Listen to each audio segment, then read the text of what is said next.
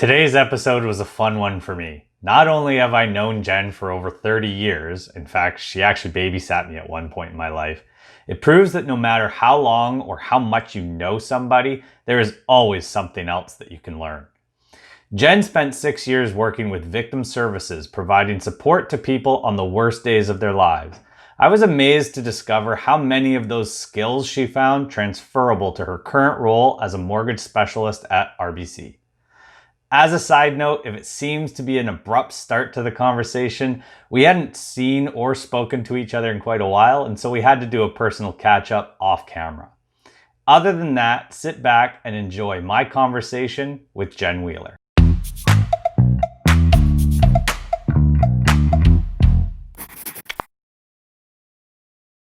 Well, volleyball got canceled, swim club got canceled, field hockey got canceled. Yeah. And as I rattle this all off, I realized what I actually How busy you were. Yeah. I'm wondering how, and somehow, yeah, we would have done it all. We would have made the dance shows and we would have made it all.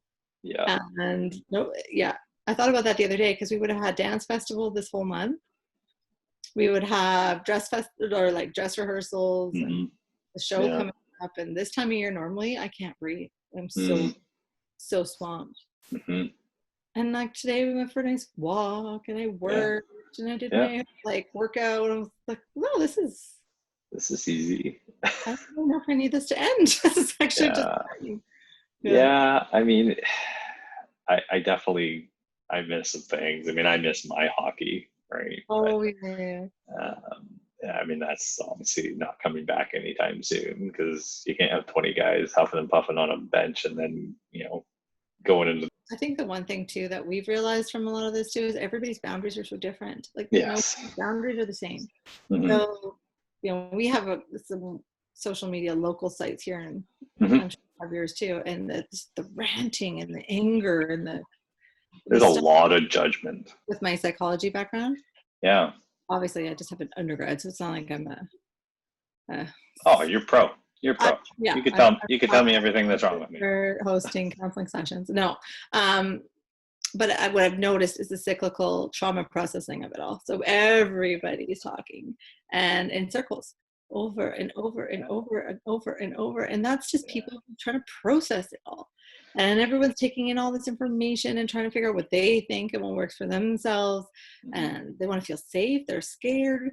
And then they're like, do I be scared for myself? Do I be scared for my children? Do I be scared for my adult? The whole thing is so massive on such a big scale. I think that it will change people on a cellular level. I think even I feel it. What did we do the other day? A friend's got a new toy, like an adult toy. It was fun. So you're gonna have to specify that more. Boat. Yeah, that didn't sound good. Okay. So my friend's got a new boat, and so we were all like out there and cheersing them, and of course on the street and doing all our right things. Sure. But even that, after it was over, we all felt guilty and everyone was at home. And I woke up at 2 a.m, just panicked because I was like, I broke the rules. I was maybe too close to somebody. And am I going to now put everybody at risk? And of course, you have to replay it in your head, be like, no, remember you sat here and you did this and you did this. You're fine. You're fine. But that anxiety, I've never had anxiety about things like that in my life, right? So now I'm going to forever have that wonder in my head, which will be interesting. You're not the only one. I've never been a hand sanitizer guy. No, I just don't use it in general. I mean, maybe on vacation, third world countries and whatnot, or just traveling. Like, okay, fine, I might pack a travel one, but I've got 2 in my car now. For when I go grocery shopping, I get in my car, before I touch anything, I sanitize and then I feel better. But it's just not me. You're right that it's changing people because I feel it too. And that cyclical trauma is very real. And I think, and I don't have a psych background, so you can correct me on this, but for me, I think it's people they seem like they're talking in circles, but I think ultimately they're talking about the same thing from different stages of the grief process because they are processing it as a grieving process. Yeah. It's been really interesting. It's been fascinating. And honestly, the last time I took a psych course, I was probably 24. So it's not like I have any real clear memory of It was all what, 3 years ago? yeah, totally. Yeah. Yeah.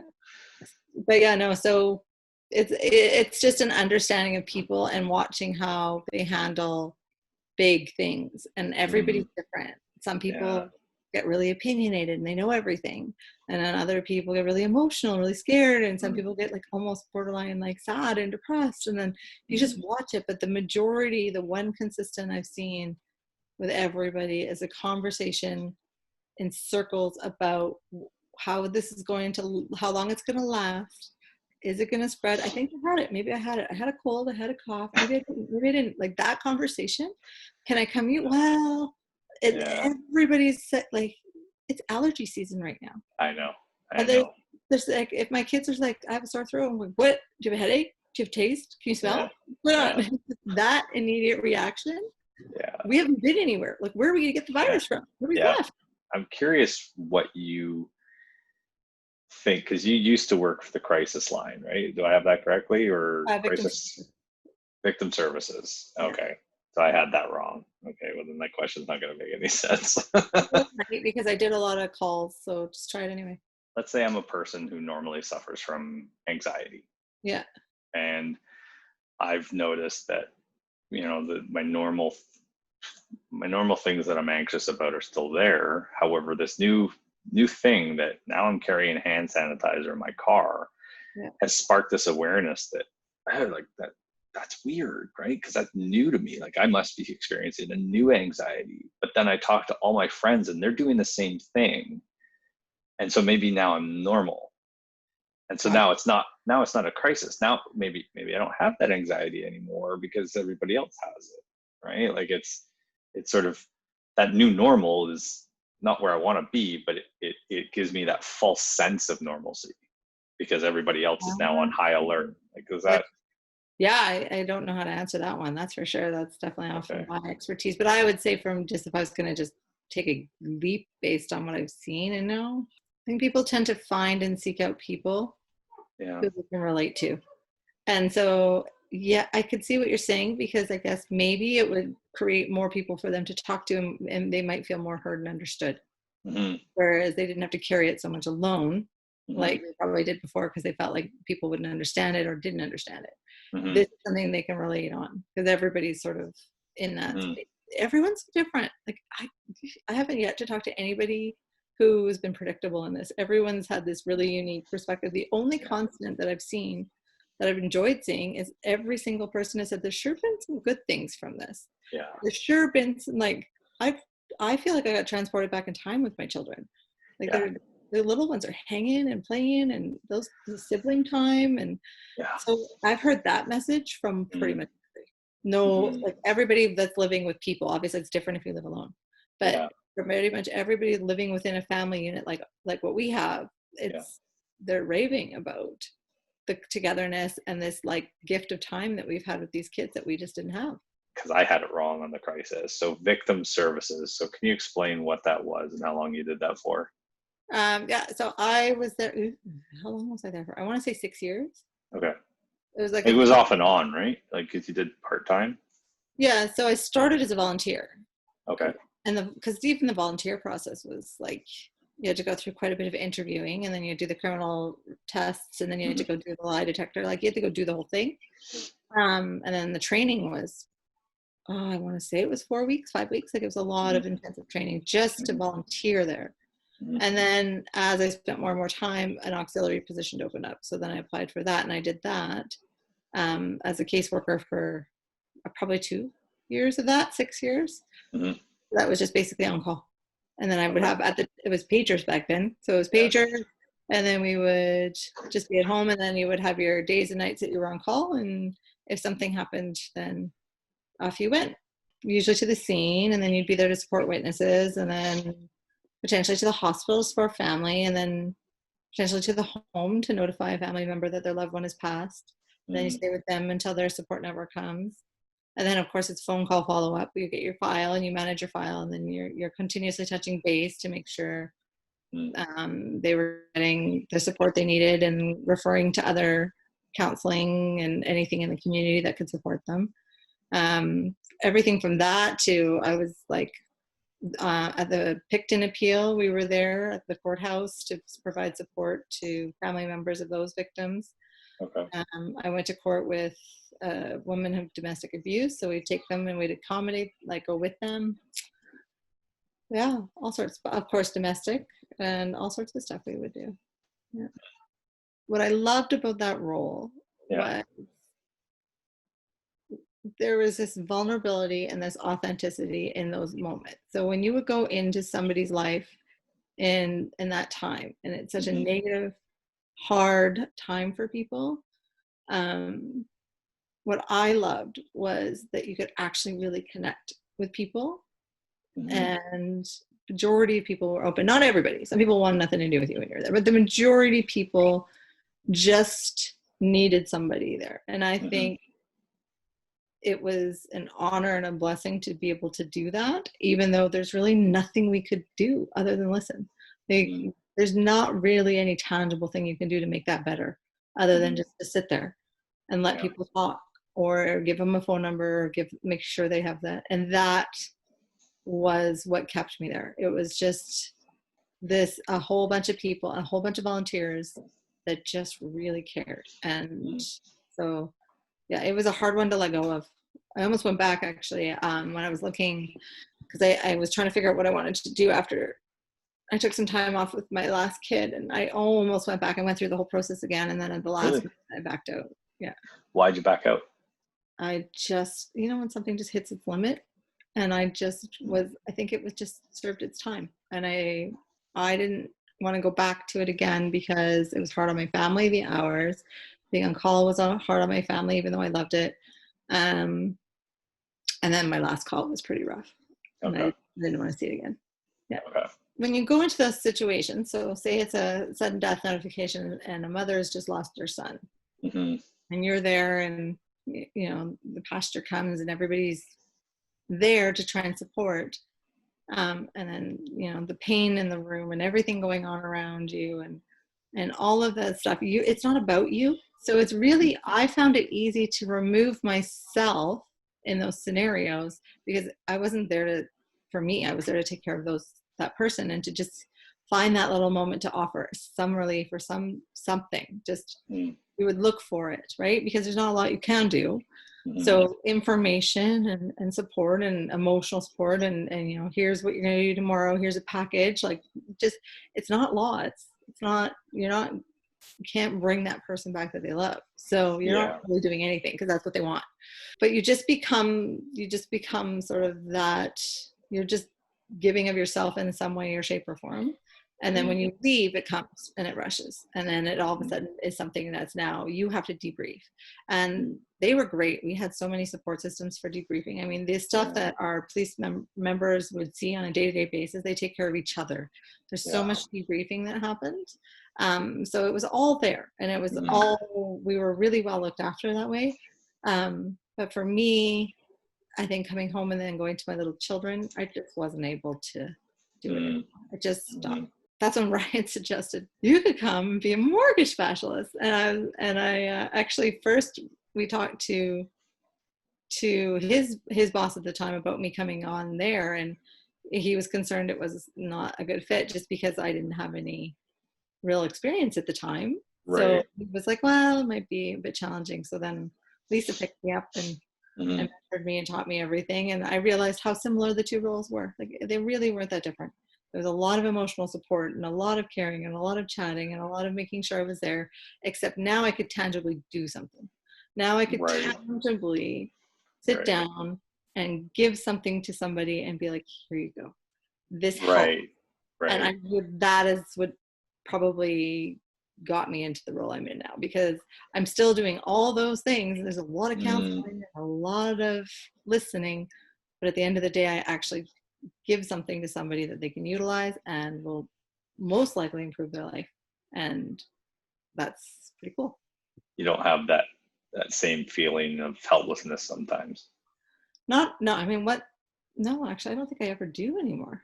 Sometimes overwhelmed, like sometimes I think, but that's just me struggling with, I guess it's, it's a business. So the business aspect of it, right? Versus just the emotional support aspect, which I was always drawn to. But my business is naturally just kind of built around who I am.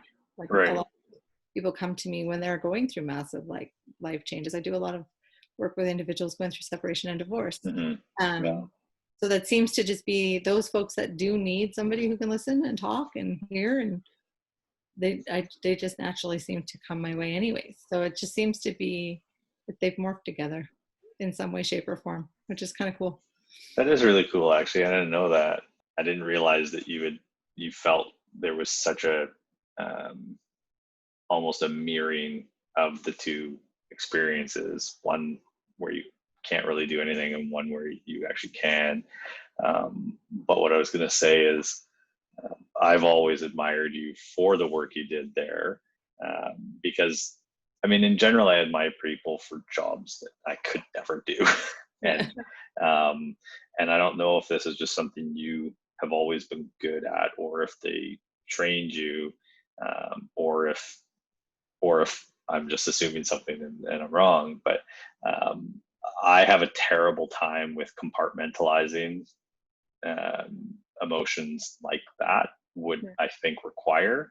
I would show up to any situation at victim services, and I would take that home, and I would take it home, and I would dwell on it, and I would lose sleep, and I would be thinking about what I experienced, what they experienced, what I could do to help, which, as you said, is often nothing, because you can't do the thing that they need you to do to help them in that particular instance. So I'm curious, were you trained that way, or have you been able to compartmentalize those emotions and be very practical in your approach to those kind of situations? I mean, you can talk about how that applies to your business now when, I think obviously a loss, a loss of life is significantly different to any kind of situation surrounding finances. But I think finances is probably not that far off in a lot of people's minds, that they think that, if they can't, and I've experienced this with clients. I mean, there's people that can't breathe because they're in so much debt, and they think, well, what am I going to do? And they don't see an out, right? And it does take that conversation to sort of guide them along that path. So I'm better now at processing it than I was earlier. And yes, there was training for it, but you can't be trained out of feeling somebody else's stuff when you see the hard stuff or a sad day. I mean, honestly, like I remember being on a few calls, even just with, police officers at the time, and we would be at a sudden death, and everybody's really professional and respectful, but people still crack jokes. What happens is there's that, you have to sort of desensitize yourself a little bit, and that just comes with time. And I remember the day I decided I didn't want to be desensitized. Like I remember feeling that way when I was at a call, and I remember driving away going, I don't think I want to get there. Like I don't think that's for me. And that's and that was leading up to the decision to leave, because I really, how would I put this? What I always do in every situation and try to. I'm not always good at it, but it's a lot of work. And that's, if I walk into any interaction with anybody, is to try and actually see them and hear them. And when they leave, I want them to feel like they had a connection with somebody who valued them and valued what they had to say and heard them. And in turn, you can really connect with people that way. So I've always tried to do that as much as I possibly can. I think naturally I just do it a lot. And then of course it's a work in progress to get to the point where I actually do it all the time. And I'm still nowhere near it, but if I can get through any meeting with a client now and they walk out and they're like, they actually feel like they want to text me after and tell me about, my daughter's, just so you know, my daughter did this, and I remember, and I'm like, yeah, I love that. Hey, how did the dance show go? It's no longer about a transaction. It's more just the person. And that's how I've approached everything. And it seems to be the way that I'm now being received. So I don't know. I guess I can't really say, because it's not a plan. It's just a way that I talk. I don't like to be salesy. I don't like to be inauthentic. So Yeah. I think the easiest way to do that is actually just to connect with people. Yeah. Yeah. Yeah. Well, and I think you and I have a very similar approach in that way. Yeah. 'Cause it's Maya Angelou, that quote about people remember how you feel, how Yeah. you make them feel. Yeah. I mean, it is that kind of approach, though, right? That you don't have to do all these things because people won't remember them, right? But like you said, next time you see them, oh, how was the dance recital? They remember. Oh, like, yeah, that made me feel good that you remembered that my daughter was taking dance, and it does build that connection, right? And that's not a salesy thing. That's not a sales tactic. I think a lot of people misinterpret those kind of things as tactics, whereas I think that's just the human in you that just would do that naturally, and it's not, I want to sign your mortgage, or I want to sell you a house, or whatever that might be. What can you do for me? It's just a genuine interest in another human, and saying, okay, well, I know that your daughter did dance, and tell me about that. Like, talk to me about that, right? And because it's going to make them feel good, right? Yeah. And if it's 30 seconds to 30 minutes, whatever it might be, but it doesn't have to be much, and people will remember those kind of things, right? 100%. Yeah. All the rest of it. And that's all fine too. It's a big part of what we do. It's, it is money, so it's important. Mm-hmm. So all those things matter. But 90% of the time when people call me back, it's, we trust you. We want to work with you. Yeah. You're honest. You'll tell us what we need to do. And I'm not super sweet all the time. Like, I'm like, look, this isn't going to work. You have to do this and this and this, and you have to fix this. And this is how, and this is why. And I understand how it's here. So then now we got to change it. And I've got a family. I've now done mortgages for all their children and helped them consolidate and fix things. And the mom said, I want you to do it because I know you're going to be honest. You're not going to give me a false bill of goods. And I'm like, yeah. And if I tell you, you now have to like go through this and this and this for about 6 months to get you there, then she trusts that I mean well. And that I don't think you can easily create. That's just no, and you can't fake that for very long. You might be able to fake it for a period of time, but it'll catch up to you eventually, right? Truth is caring, but also so you're not going to do anything by sugarcoating things either too. So there's all sorts of avenues that we deal with. And I think that's why I like it, because it still fits so much in with what I used to do. But yeah, it's hard. I don't know. I'm sure when you're with a client, I've worked with your clients before too, and they love you, and you'll make the time, and you'll go out to the places, and you care, and you stay in touch, and they know. And right. I mean, I remember when we first came to you with our mortgage needs, and I mean, we were ironically enough coming to you from RBC at the time, because the person we were dealing with there could not see our big picture to the point of making the situation work from a lending perspective, right?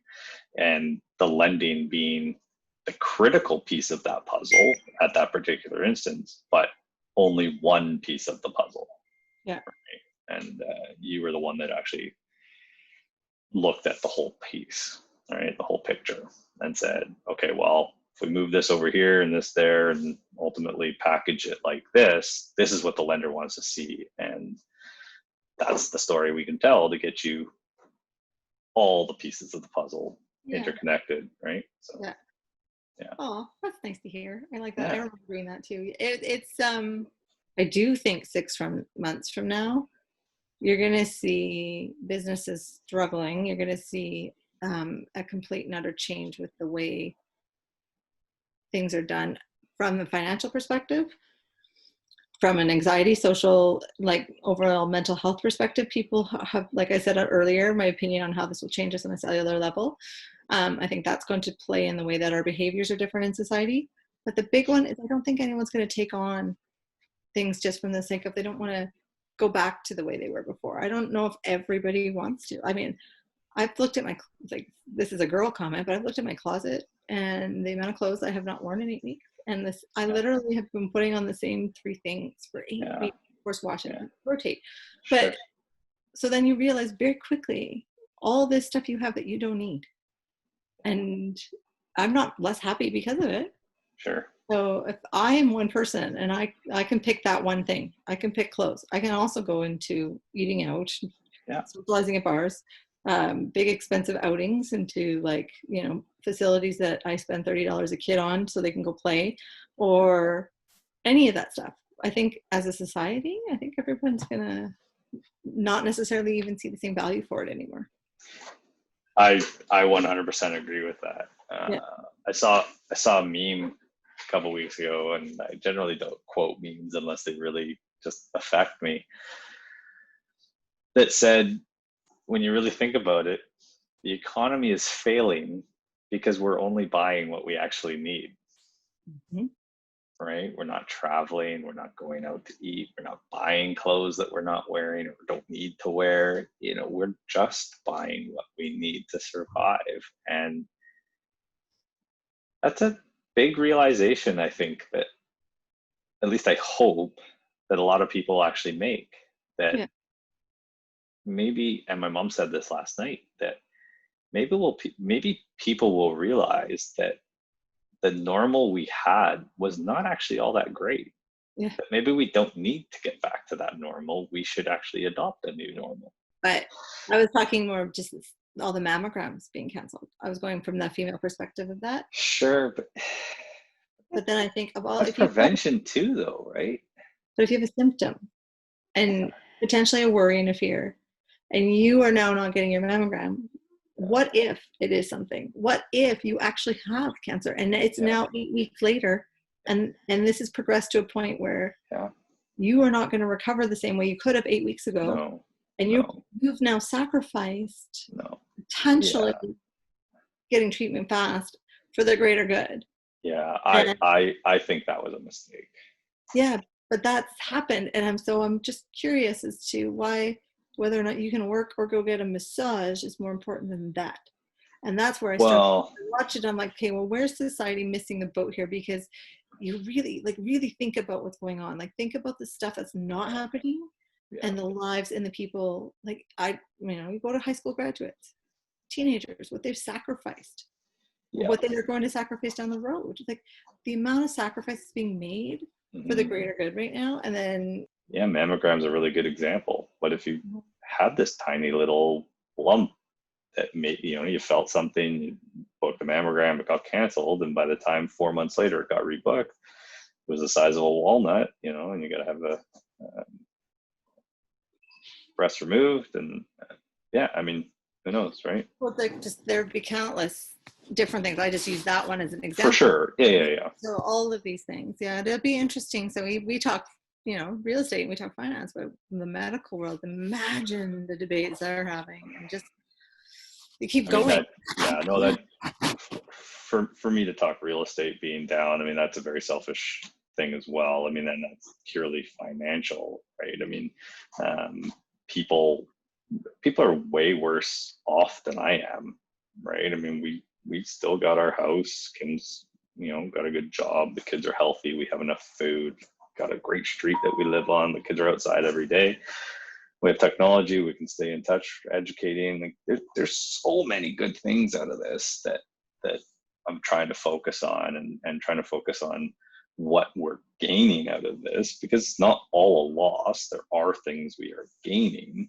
It's just things that we've lost are things that we were so ingrained in doing. I'll ask you a couple more quick questions, and then I'll let you get back to your evening, because I do thank you for allowing me to interview you and participate in this weird request that I put to you. What podcast do you recommend the most? You don't listen to podcasts? You're the first person I've asked that doesn't listen to podcasts. I don't listen to podcasts. What do you listen to? Music then? Yeah, just music if I do. Yeah. I'm more of a reader. You read? Yeah. What book would you recommend the most?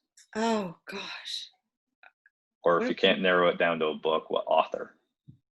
Well, I'm currently just loving Glennon Doyle, which is totally feminine. It's girly stuff, so I don't know if you'd love it. But you know what you would like? I'll show you this one. I'm reading this one right now. It's really good.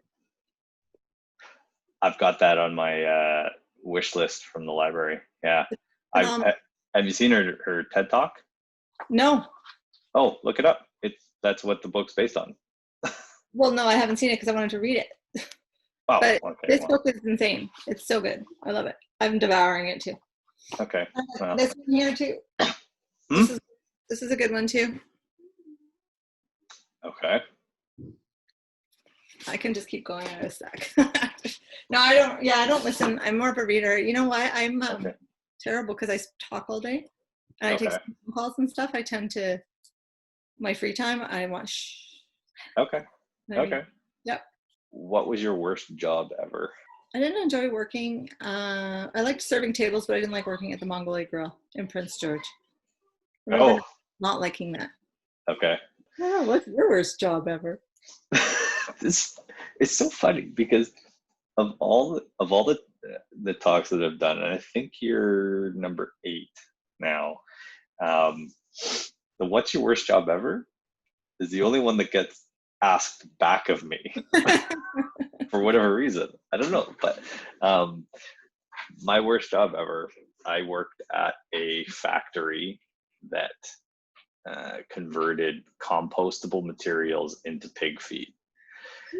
And so what would happen was the trucks would come into this big warehouse and they would dump their stuff on the floor, and a bobcat would come and scoop it up and stick it in to this briny, gooey goodness material, and it would go into the furnace, it would dry it out, and eventually it would turn into these little pellets that they would feed pigs.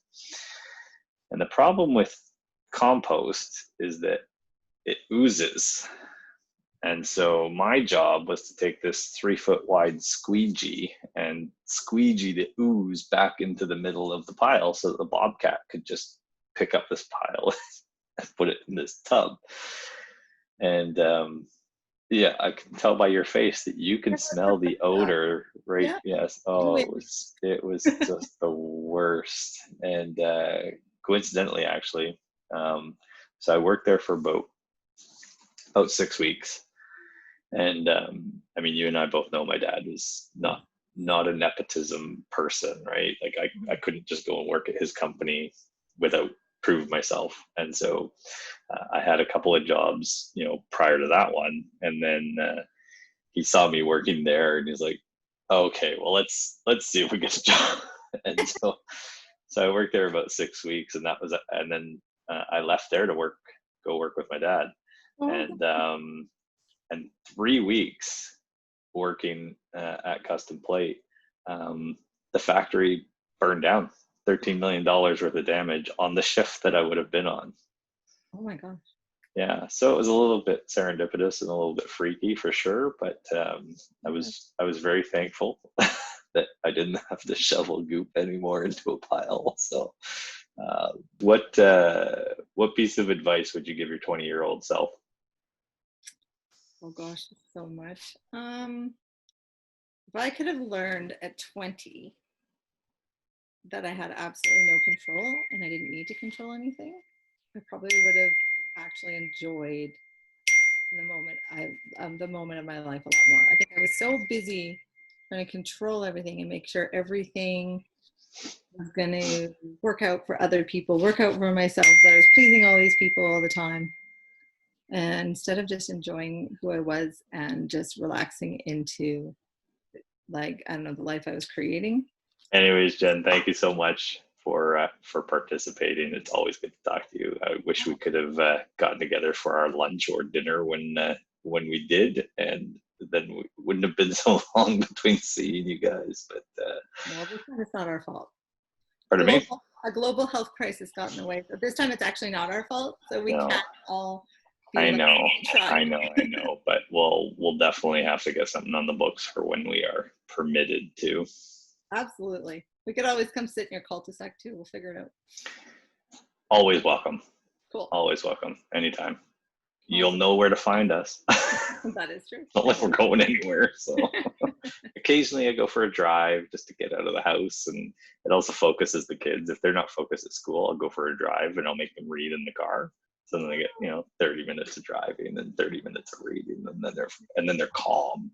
They get the reading, and then we get home and they can play.